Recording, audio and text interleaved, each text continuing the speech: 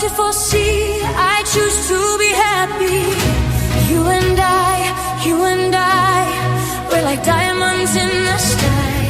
You're a shooting star, I see a vision of ecstasy.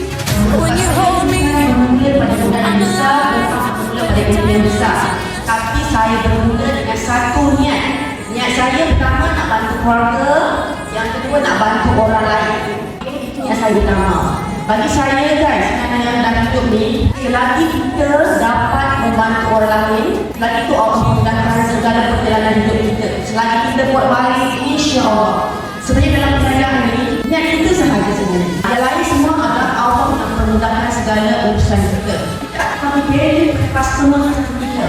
Bila saya buat live satu muncul dengan saya dan ikhlas tu dia kata. Supaya customer rasa apa yang saya rasa. Impian saya dan misi saya berniaga untuk bantu orang lain saja.